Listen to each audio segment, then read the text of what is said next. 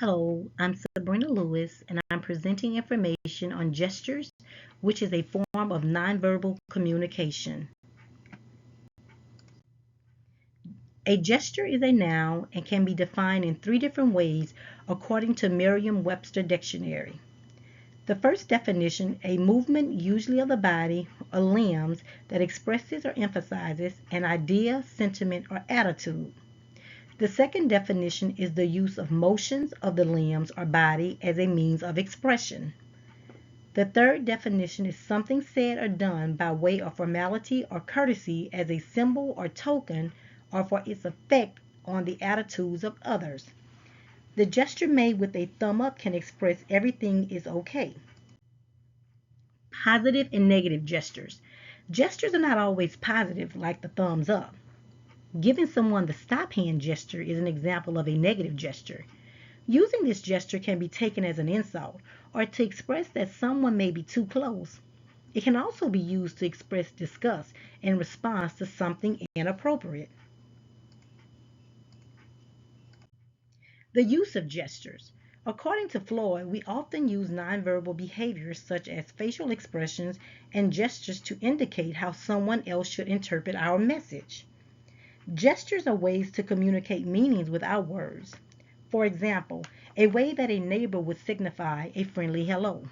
Balling your fist up could signify anger and come off as threatening. Body language and gestures. Gestures include the use of body language. Body language and gestures can communicate a message to others.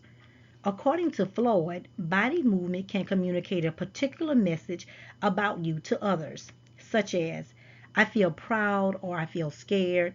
The study of movement is called kinesis. For example, these are gestures that can include body language that portray nonverbal communication. Crossing your arms shows that you have a closed attitude or you do not care what is being said to you. Another example would be when someone turns away from you, it is like you are not interested in the conversation. In Floyd's textbook, Interpersonal Communication, he discusses different types of gestures. The first gesture would be emblems, or any gestures that have a direct verbal translation. An example include the wave for hello or goodbye, and the upright extended palm for stop. Illustrators are gestures that go along with verbal messages to clarify it.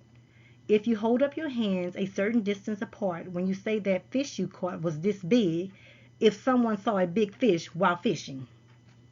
Affect displays are gestures that communicate emotion or affect. Some people wring their hands when they're nervous, and some cover their mouth with their hands when they're surprised. These are examples of affect displays because it communicates the emotion the person is feeling. Regulators are gestures that control the flow of conversation. An example would be having students raise their hand in class to speak because it controls the flow of conversation. Adapters are gestures that are used to satisfy some personal needs, such as scratching an itch or picking lint off one's shirt. The films that I picked would be Mr. Holland Opus and 7 Years in Tibet. In Mr. Holland Opus, Cole is seen mimicking his dad while he is conducting the music of his show. This could be seen as an example of an illustrator, as Cole is illustrating that he is directing music as well. Sign language is used throughout the movie as means of communication due to Cole being deaf. When sign language is being used rapidly and intentionally, this expresses frustration and anger, which would be an example of affect display. At the very end, Mr. Holland is asked to direct another show, and he is completely surprised by the people who attended his last show. He stops to shake hands with those who he was shocked to see in attendance and blatantly stares in awe of who was there. As he continues to walk the stage with his wife, his gestures of tearing up expresses a strong sense of pride. In 7 Years Tibet, the gestures are more closely linked to culture. In one of the scenes, the ruler of Lhasa sends his mother to invite Hera to visit. As they enter the palace, the mother begins to bow to her son, the ruler.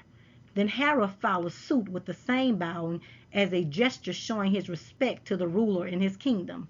The mother eventually signals with her hands for Hera to step back and sit down. Later, the ruler and Hera seems to have a conversation that could lead to vulnerability. The mother is seen quickly gesturing with her hand to the ruler that he should stop talking. This is the last slide and concludes my presentation. Thank you for listening.